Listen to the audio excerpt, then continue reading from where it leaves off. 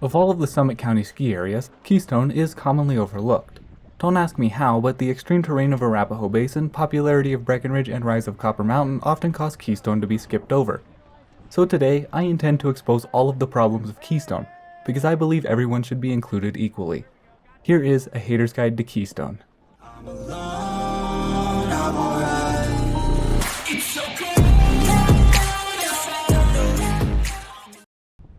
In most haters' guides, I would beat around the bush, highlighting all the small things and saving the big things to the end.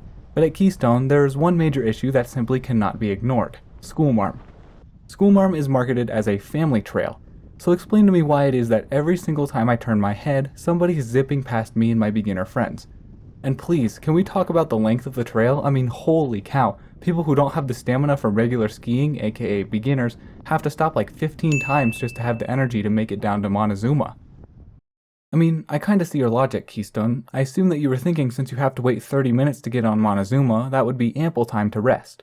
What you forgot is that during that 30 minutes of blood-pounding pure adrenaline, your guests will be fighting each other over lift line etiquette while your 18-year-old kid who's supposed to be keeping order isn't moving fast enough and lets every other chair go empty. If you're gonna use a shotgun lift maze, you better have a damn good attendant. Now, can we please talk about all of your removed lifts? I mean, I kinda understand why you removed St. John's and Pack Saddle because they were redundant with Montezuma and Peru, but it would have been really nice to still have Idabel and Erickson so that the frontside laps aren't so sickeningly long for all of your lower level guests. And Argentine.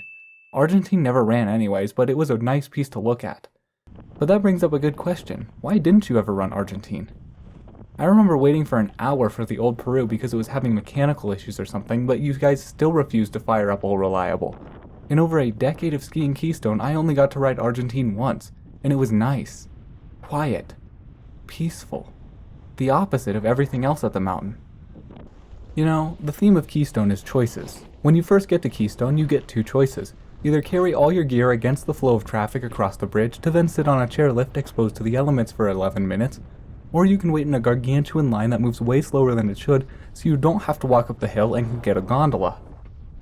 And then, of course, you'll face a bunch more choices on the mountain. Going to the outpost? Still have a choice. Ski with 2,000 of your best friends down the blue equivalent of schoolmarm, or take the gondola that perennially smells like weed. See, choices are great, in most circumstances. But when the choices are bad and worse, I think I'd rather just be stuck in a lift line at Breckenridge with no other options. Back in the day, there was this one place I used to always go to get away from the hustle and bustle and just enjoy the beauty of nature and tranquility of being away from the crowds. It was a high alpine bowl which required a decent hike to get to, ensuring nobody who couldn't handle the terrain would attempt it. Many people didn't want to go up there because of its high altitude, so I never encountered anyone who would be overwhelmed by the altitude or struggling to get down or anything like that.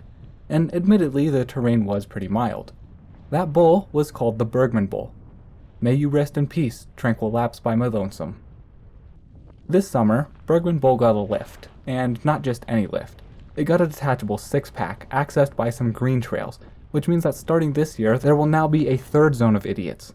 See, the frontside idiots are those that are flying down schoolmarm without even bothering the courtesy of giving space to learners. The backside idiots are the people who frankly shouldn't be on a blue, going all the way across Mozart and back, making people try to dodge them like it's Crossy Road. There's a movie called Dodgeball that has an iconic quote. It goes something like this: "If you can dodge traffic, you can dodge a ball." Most people come to Keystone to relax and enjoy a day in the snow. They didn't come to dodge traffic, raising their blood pressure and leaving them absolutely exhausted at the end of the day.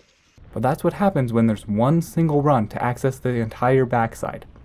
You're telling me that with all this space you could only cut one groomer? Hell, you could even groom one of these blacks and that would significantly help. But no, instead you want to put even more demand on the backside, see Bergman Bowl, without improving access at all. And that's not to mention that Mozart has a straight south-facing slope, meaning it's always in the sun, leading to it being consistently one of the iciest runs around. Did you know that the type of run with the most injuries across the US is the Blue Groomer? I think Mozart may be the leading contributor. What an absolute disgrace to that name. Anyway, off of that tangent, the third zone of idiots will now be those up in the Bergman Bowl who were not prepared whatsoever for the high alpine environment. It's gonna be white out up there, guys. It's gonna be cold and windy. It's gonna be windswept and icy. I don't want to hear about y'all's awful experiences because you came straight from Ranger to 12,000 feet.